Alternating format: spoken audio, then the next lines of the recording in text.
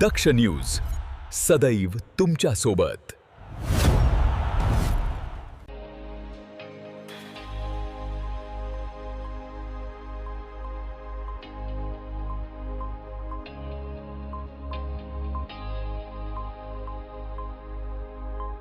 बदल केले हा दोष आहे। माहिती घेणं नागरिकांचा हक्कच आहे, तो मूलभूत हक्क आहे। त्यासाठी आम्ही लढलो अनेक वर्ष। माहिती घेणं हा नागरिकांचा हक्क आहे, तो मालक आहे ना। आणि तुम्ही सर्व अधिकारी सेवक आहेत। मालकांना तुम्ही अशा आररावी करायला लागला किंवा त्यांना त्रास द्यावा लागला तर ती हुकुमशाही होईल, ती लोकशाही राहणार नाही। लोकशाहीला धोका आहे। म्हणून माहितीचा अधिकार हा मूलभूत हक्कच आहे। म्हणून आम्ही लढलो त्याच्यासाठी। माहितीचा अधिकार, जसं माहितीच्या अधिकारासाठी लढलो तसं दप्तर दिरंगाई, एका टेबलवरचा पेपर दुसऱ्या टेबलवरती वेळेच्या आत गेला पाहिजे। दप्तर दिरंगाई, बदल्यांचा कायदा, हेच अधिकाऱ्यांसाठी जो अन्याय होत होता अधिकाऱ्यांवरती, म्हणून 3 मनाला येईल तेवढा बदला करायचे, मनाला येईल तेवढा कुठे टाकायचे। म्हणून आम्ही 3 वर्षात बदली नाही, 3 वर्षाच्या आत बदली करायची नाही। हे सगळे आम्ही कायदे केले। वाढवणं हा फार मोठा दोष आहे। शुल्क तुम्ही पैसे कमवायला बसला काय? सरकारने जे पैसे कमवणारं साधन नाही, तर जनतेचं हित पाहिलं पाहिजे। जनतेचं हित तुम्ही डोळ्यासमोर ठेवलं पाहिजे। तुम्ही पैसे कमवायला लागला, पैसा जर डोळ्यासमोर ठेवला तर बरोबर नाही। माहितीचा अधिकार तुम्ही सरकारने नाही ठरवायचं। माहिती एकदा दिली,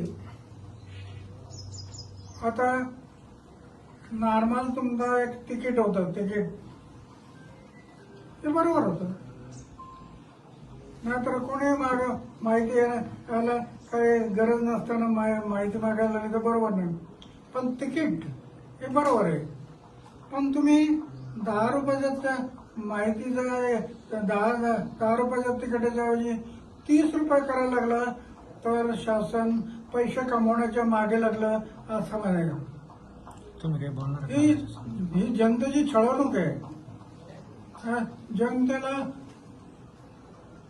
जनतेची छळवणूक होते। तुम्ही जनतेचं हित पहा तुम्ही आणि त्याप्रमाणे तुम्ही मुख्यमंत्र्यांना काही पत्र किंवा काही बोलणार आहेत का? मुख्यमंत्री काय, आम्ही हे पाहू, याच्यात बदल नाही केला तर मुख्यमंत्र्यांच्या विरोधात सुद्धा आम्ही आंदोलन करू, उपोषणाला बसू। एक उपोषणाला माहितीच्या अधिकारासाठी केलं। माहितीचा अधिकार, दप्तर दिरंगाई, बदल्यांचा कायदा, एवढ्या 10 कायदे, लोकपाल, लोक आयुक्त, 10 कायदे केले। हे जनतेच्या हितासाठी केले, सगळे जनतेचं हित। माझ्या आयुष्यात झोपण्याचा बिस्तर आणि जेवणाचं ताट आहे, काही ठेवलं नाही। माझं बँक अकाउंट कुठं असतं माहित नाही। पुरा जीवन समाजाच्या सेवेसाठी लावलेलं आहे। आणि समाजावर अन्याय होत असेल तर पुन्हा एकदा उपोषण, याच्याशिवाय माझ्याकडे दुसरा पर्याय नाही। कारण माझ्याकडे काय कुठं मोठा संघटन नाही, कुठं काय नाही। पण उपोषण हा माझा मार्ग आहे। आणि मी आतापर्यंत एवढे उपोषण करत आलो, त्याच्यातून 10 कायदे केले। आता पुन्हा एकदा वेळ पाहिली तर वयाच्या 90व्या वर्षी पुन्हा एकदा उपोषण करण्याची वेळ आली तरी मी मागे घेणार नाही। जनतेच्या हितासाठी मी जीवन अर्पण केलं ना। जगेल ते समाजासाठी, देशासाठी, आणि मरेल ते समाज आणि देशासाठी। ते रात्री घेतला मी